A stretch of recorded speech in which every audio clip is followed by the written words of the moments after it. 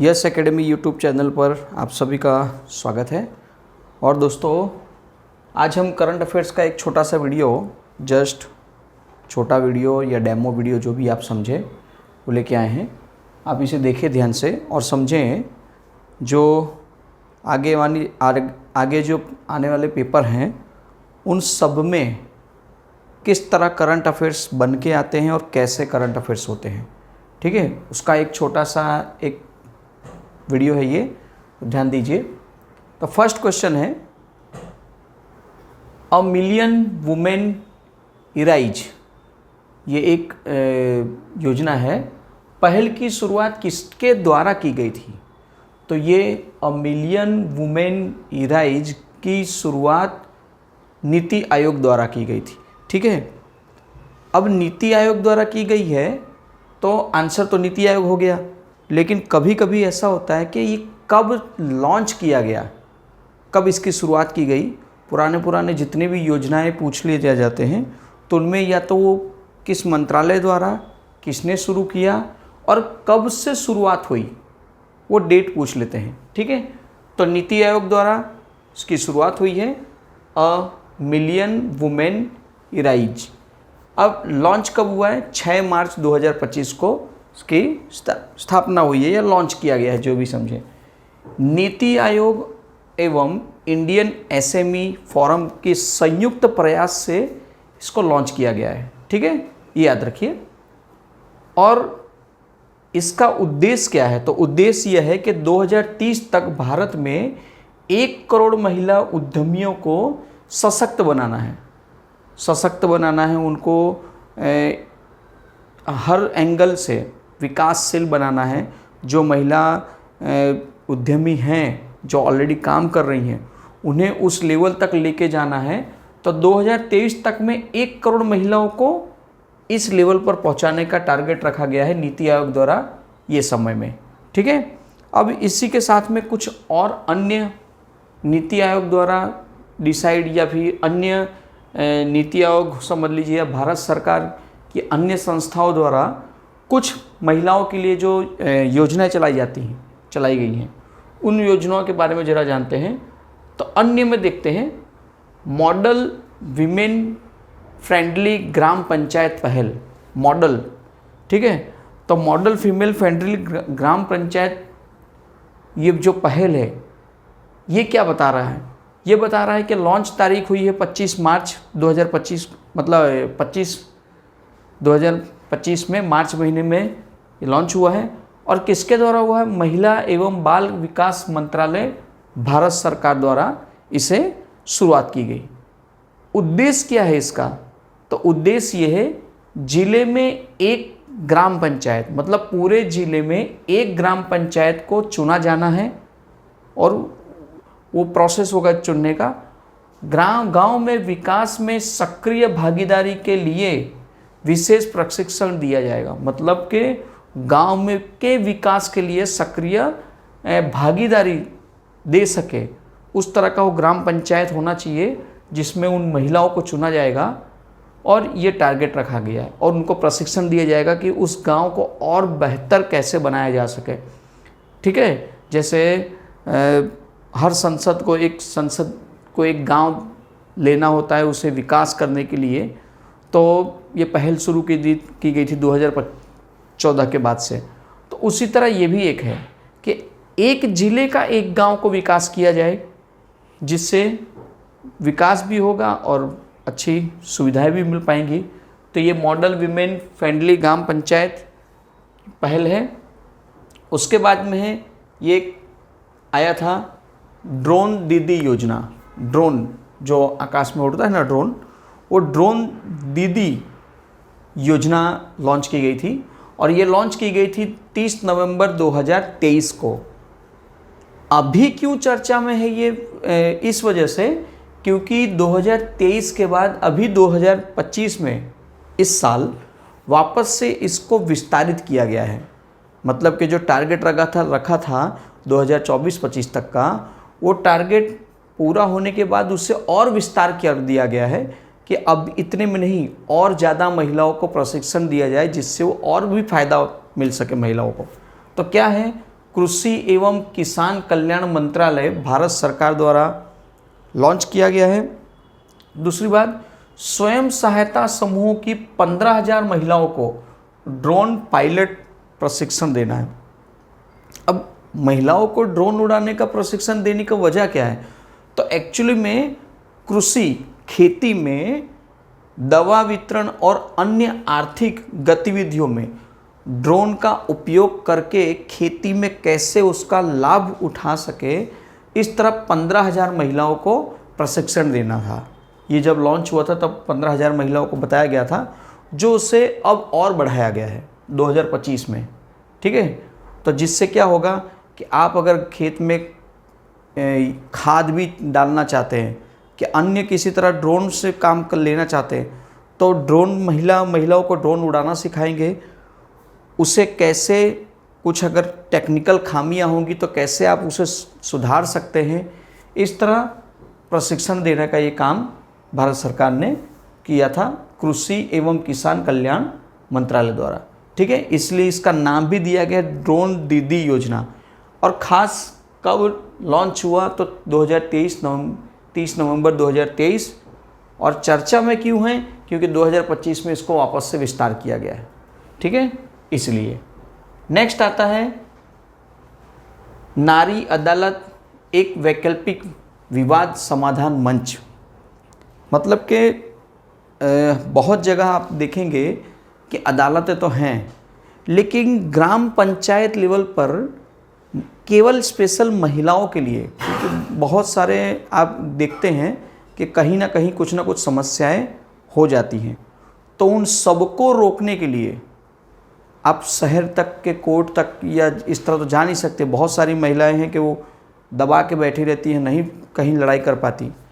उस वजह से नारी अदालत एक वैकल्पिक विवाद समाधान मंच के रूप में यह लॉन्च किया गया था वर्ष 2023 में। ठीक है, 2025 में इसका विस्तार किया गया है। अब 2025 में इसका विस्तार किया गया है, इसलिए ये महत्वपूर्ण है।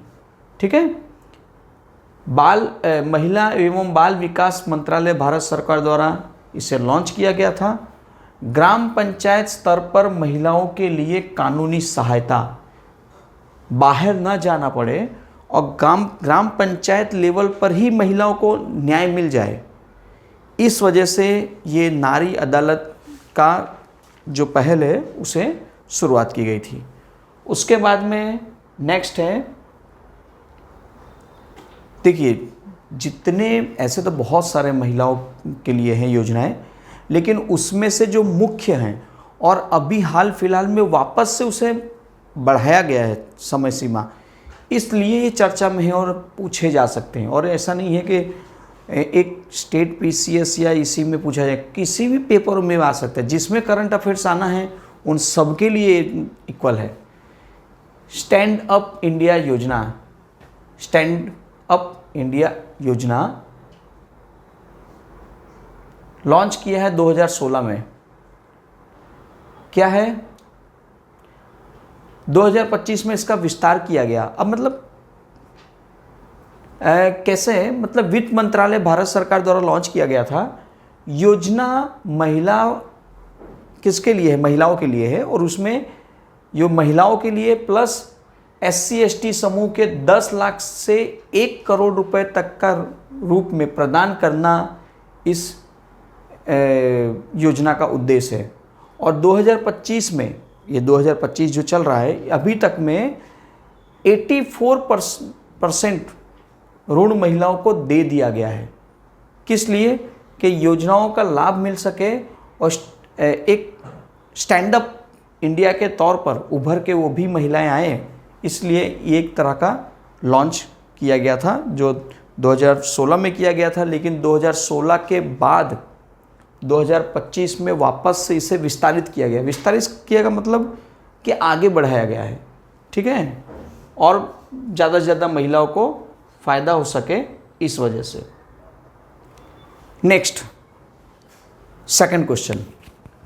अब सेकंड क्वेश्चन में हमने ज़्यादा डिटेल्स ना लिख के थोड़ा सा ही लिखा है, लेकिन जो भी है कि भारत की फर्स्ट हाइड्रोजन वैली परियोजना की शुरुआत कहाँ पर की गई?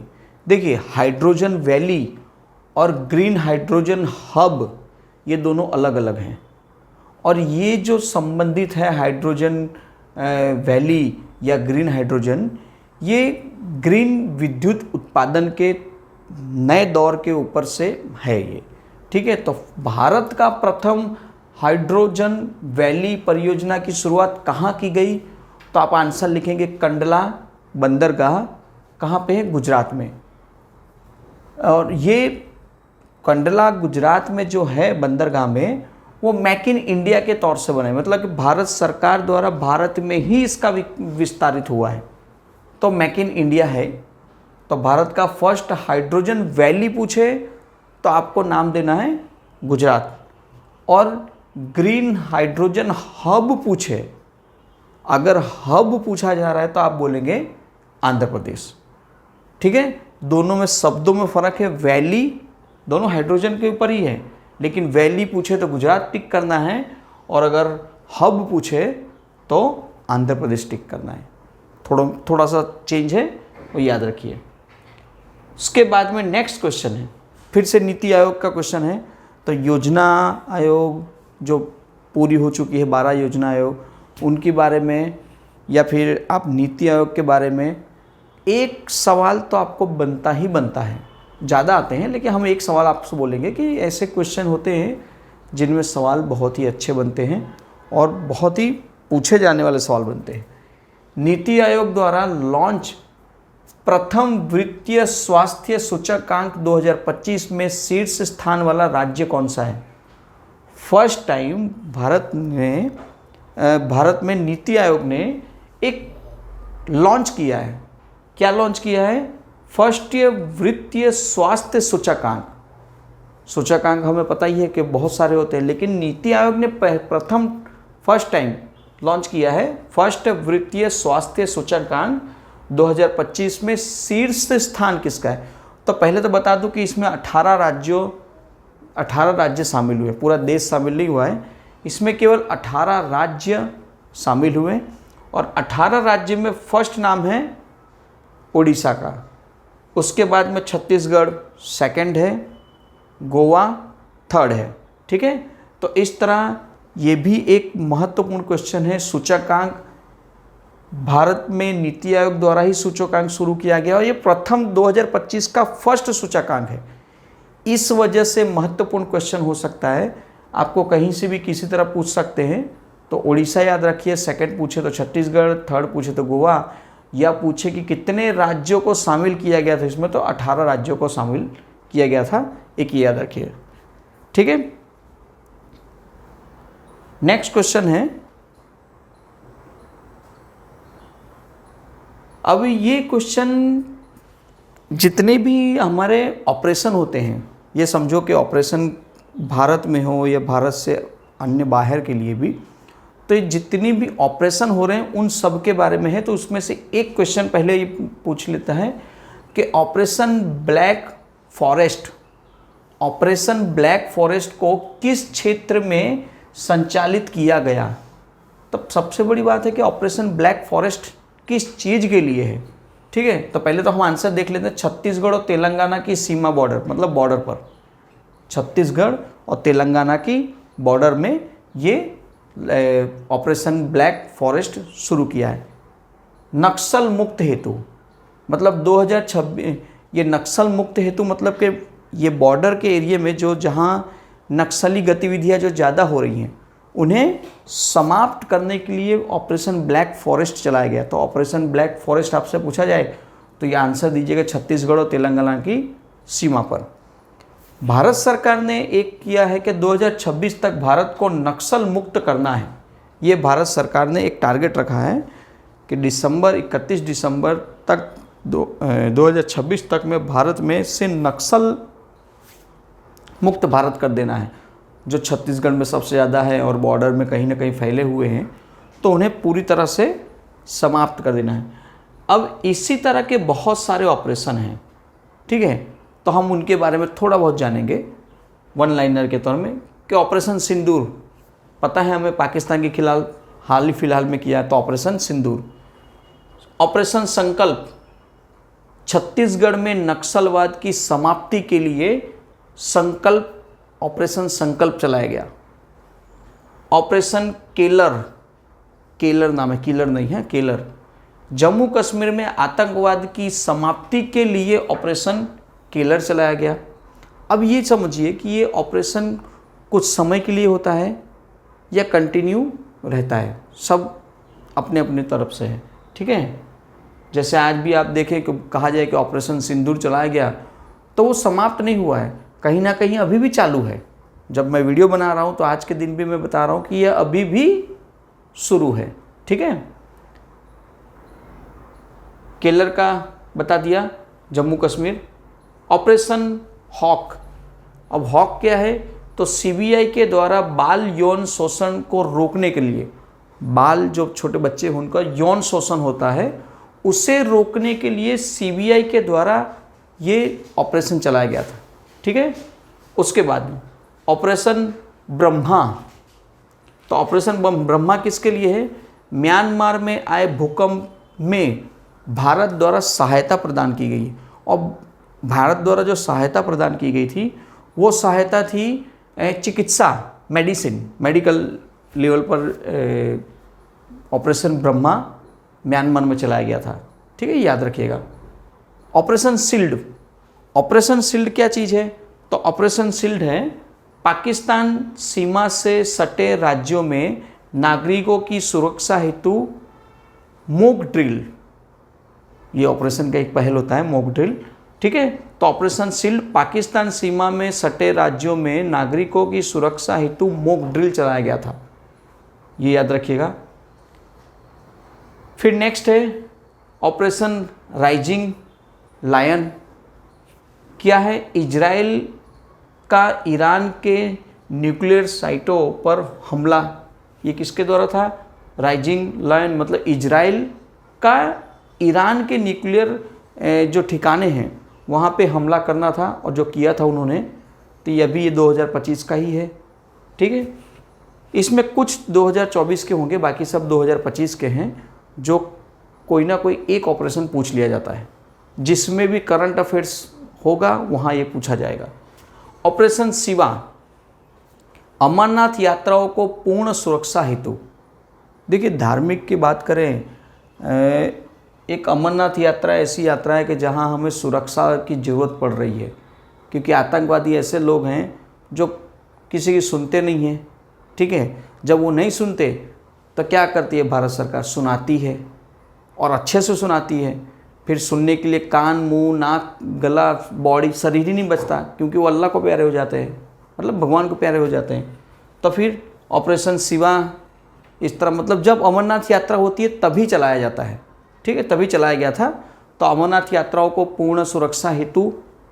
फिर सर्द हवा, ऑपरेशन सर्द हवा, अब सर्द हवा मतलब ठंडी हवा लग रहा है, नाम से ही पता चल रहा है, लेकिन नहीं, ऑपरेशन सर्द हवा बीएसएफ द्वारा चलाया गया था। किस लिए, जैसलमेर में पाक द्वारा घुसपैठ रोकने हेतु।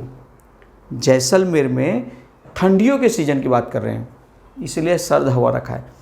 ठंडियों के सीजन में, गर्मियों में तो चलो कोई दिक्कत नहीं है, लेकिन ठंड हवाओं में, सर्दियों के समय में घुसपैठ की संभावनाएं बढ़ जाती हैं। उस घुसपैठ को रोकने के लिए ये चलाया गया था, ठीक है। नेक्स्ट है ऑपरेशन चक्र फाइट, सीबीआई द्वारा चलाया गया है ऑपरेशन।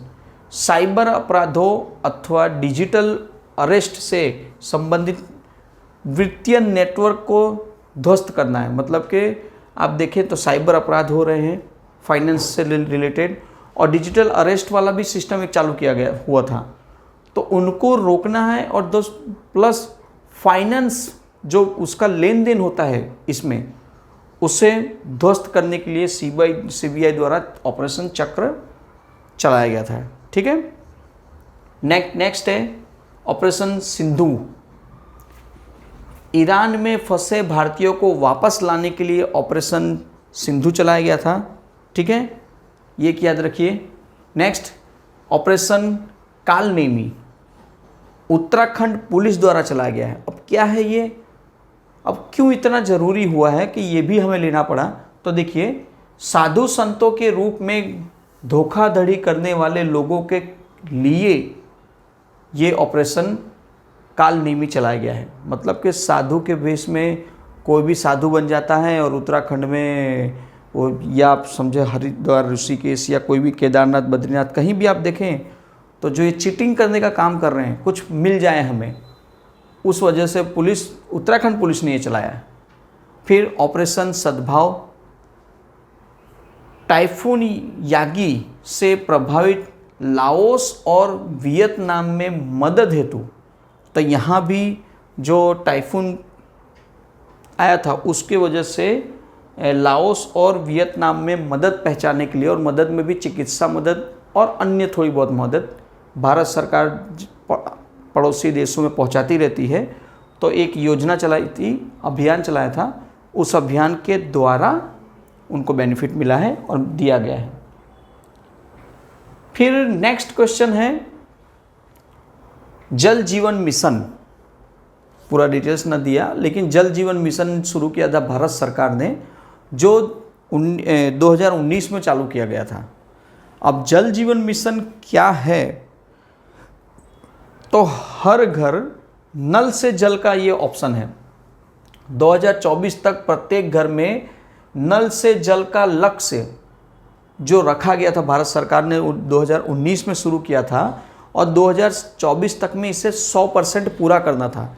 लेकिन 2024 तक में ये 70% ही कार्य पूरा हुआ है, 70%। तो जब 70% कार्य पूरा हुआ है तो अब 100% पूरा करना है। तो 2025 में, इस साल, भारत सरकार ने उसे और बढ़ाया गया, 2028 कर दिया गया कि 2028 तक में हम पूरे भारत में नल से जल सुविधा देने की कंप्लीट कवायद करना है। और ये इसलिए जहाँ जहाँ भी रह गया, जैसे कई पहाड़ी एरिया हैं जहाँ नहीं पहुँच पाया है, तो ऐसे कुछ कुछ एरियाज़ हैं कि जहाँ बचे हुए हैं, जहाँ मतलब उसे पहुँचाना थोड़ा कठिन हो रहा है, तो उसे थोड़ा टाइम जा रहा है, तो उस वजह से ये 2028 किया गया। तो आपको ये भी याद रखना है कि जल जीवन मिशन कब शुरू हुआ था, 2019 में। क्या चीज़ है, तो नल से जल घर में पहुंचाना का क्रिया है, जो 2024 उसकी लास्ट अवधि थी, जो 24 तक में 70% को ही पहुंचाया गया है। तो अब वो 100%, 100% करना है, तो कितना, 2028 तक का कर दिया गया है। ठीक है, एक याद रखिएगा। क्वेश्चन नंबर 6 है शास्त्रीय भाषा की संख्या। हमने शास्त्रीय नृत्य देखा, भाषा, संविधान में हमने 22 भाषाएं देखी जो अनुसूची 8 में हैं। लेकिन शास्त्रीय भाषा, बहुत सारे ऐसे विद्यार्थी या अन्य लोग हैं जिन्हें शास्त्रीय भाषा के बारे में ज्ञान नहीं होगा, तो हम उसके बारे में थोड़ा बता रहे हैं कि भारत में शास्त्रीय भाषा की संख्या पहले थी 6, अब हो गई है वो 5 बढ़ा के 11 हो गई है। तो कुल शास्त्रीय भाषा कितनी है, 11। पहले जो शास्त्रीय भाषा थी 2025 तक, वो 6 थी। कौन कौन सी थी, तमिल, संस्कृत, कन्नड़, तेलुगु और मलयालम। ये कुल 6 भाषाएं पहले थी। लेकिन 2025 में इसे 5 और बढ़ाई गई, और वो 5 कौन सी हैं, मराठी, पाली, प्राकृत, असमिया और बंगाली। तो आपसे अगर सीधा सवाल पूछा जा रहा है कि शास्त्रीय भाषाओं की संख्या कितनी, तो याद रखिए 11। 2025 में कितनी हुई, 5 और प्लस होकर 11 हो गई, पहले 6 थी। और आपको इनका नाम याद रखना है कि शास्त्रीय भाषाएं जो हैं वो कौन कौन सी हैं। ठीक है, अब आगे देखते हैं। अब भाषाओं के ऊपर शुरू किया है, तो भाषाओं के ऊपर जो अनुच्छेद हैं संविधान में, भाषा के ऊपर से कहाँ कहाँ कौन कौन से पॉइंट बन रहे हैं, वो हमें देखना है, क्योंकि संविधान में ही लिखित है, उस वजह से हम आज आगे बढ़ रहे हैं। तो देखिए, अन्य माहिती की बात करें तो अनुच्छेद 343 में संघ की भाषा, संघ की राजभाषा हिंदी होगी। संघ की मतलब पूरे भारत की संघ, राष्ट्रीय भाषा नहीं, संघ की भाषा। और वो कौन सी होगी? देवनागरी लिपि। ठीक है, अनुच्छेद 343 में। फिर अनुच्छेद 344 में क्या बोला गया है? राष्ट्रपति द्वारा राजभाषा संबंधित आयोग का गठन होना है, तो वो होगा कौन से में? अनुच्छेद 344 के द्वारा ही गठन होता है। अनुच्छेद 347, राष्ट्रपति किसी क्षेत्र की भाषाई आवश्यकताओं को देखते हुए विशेष निर्देश जारी कर सकता है। मतलब कि किसी भी क्षेत्र की इस भाषा को ध्यान में देखते हुए उसको निर्देश दे सकता है, उसे जो भी प्रोसेस करना हो वो अनुच्छेद 347 के द्वारा ही राष्ट्रपति करेगा। ठीक है, कोई सीएम या राज्य का कोई मंत्री या कोई नहीं कुछ कर पाएगा, ये बता दूं। ये अनुच्छेद 347 बोल रहा है। अनुच्छेद 350 बोल रहा है प्रत्येक व्यक्ति को अपनी भाषा में शिकायत दर्ज कराने का अधिकार है। अभी हाल फिलहाल में भाषा के ऊपर बहुत चर्चाएं हो रही हैं, तो अब समझिए कि समझे आप महाराष्ट्र में बैठे हैं, वहाँ बोला जा रहा है कि मराठी आना चाहिए, मराठी बोल, ठीक है। लेकिन यहाँ क्या लिखा है? प्रत्येक व्यक्ति को अपनी भाषा में शिकायत दर्ज कराने का अधिकार है। ये संविधान अनुच्छेद 350 दे रहा है। आप महाराष्ट्र में रह के अगर गुजराती भाषा में अगर कंप्लेन देना चाहते हो तो दे सकते हैं, लेकिन वहाँ उन्हें समझ में आना चाहिए, आप उस तरह दे सकते हैं। इंग्लिश और हिंदी तो कॉमन है ही, मराठी भी उन्हें समझ में आ जाएगी क्योंकि महाराष्ट्र की भाषा है। गुजरात में आप अगर हैं तो गुजरात में गुजराती में दीजिए, हिंदी में दीजिए, आप इंग्लिश में भी दे सकते हैं, लेकिन आप कन्नड़ भाषा में देंगे तो एक्सेप्ट किया जाएगा, लेकिन वो कन्नड़ भाषा समझ में भी आनी चाहिए यहाँ के लोकल को। बाकी बता रहा है कि आप प्रत्येक व्यक्ति को अपनी भाषा में शिकायत दर्ज करने का अधिकार है और ये कहीं आपत्ति नहीं है इसकी। ठीक है, अब भाषा से संबंधित देखिए, हम थोड़ा संविधान में घुस रहे हैं क्योंकि भाषा से संबंधित पूरा क्वेश्चन आया और शास्त्रीय भाषा 11 हैं। 11 शास्त्रीय भाषा के हिसाब से हमने 4 जो अनुच्छेद हैं उनके बारे में चर्चा की। तो हमारी जो संविधान में 22 भाषाएं हैं उनके बारे में थोड़ा जिक्र कर लेते हैं क्योंकि सवाल बनता है। भाषा को संविधान की 8वीं अनुसूची में रखा गया है, जो कितनी भाषाएं हैं? 22 भाषाएं हैं। भाषा अनुच्छेद 343 से 351 तक में आपको देखने को मिलेगा, जो अभी हमने बताया आपको ऊपर कि 343 से 350 तक, तो हमने यहाँ पे 343 से 351 तक भाषा के संदर्भ में अनुच्छेद बनाई गई हैं, जो आप संविधान पढ़ेंगे तो उसमें आपको दिया जाएगा। कुछ 4 पॉइंट हैं कुल। भाषाई आधार पर गठित प्रथम राज्य कौन सा था? भाषा के आधार पर प्रथम राज्य बना था वो था आंध्र प्रदेश 1953 में। कौन सी भाषा थी वो? तेलुगु। ठीक है, उसके बाद में भारतीय संविधान में शामिल होने वाली प्रथम भाषा कौन सी थी? क्या बोला गया है? भारतीय संविधान में शामिल होने वाली प्रथम भाषा कौन सी थी? तो सिंधी। देखिए, राज्य बना तेलुगु भाषा से आंध्र प्रदेश, वो अलग चीज़ हो गया, लेकिन भारतीय संविधान में शामिल होने वाली प्रथम भाषा की बात करें तो सिंधी थी। और सिंधी भाषा शामिल हुई तो कैसे हुई?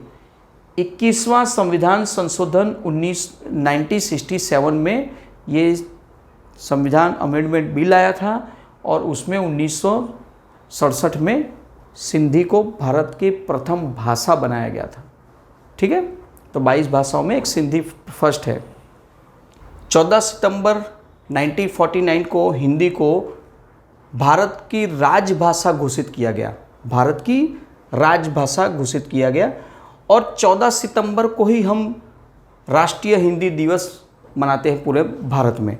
ठीक है, तो राष्ट्रीय हिंदी दिवस हम 14 सितंबर मनाते हैं, तो 10 जनवरी को अंतर्राष्ट्रीय हिंदी दिवस मनाते हैं।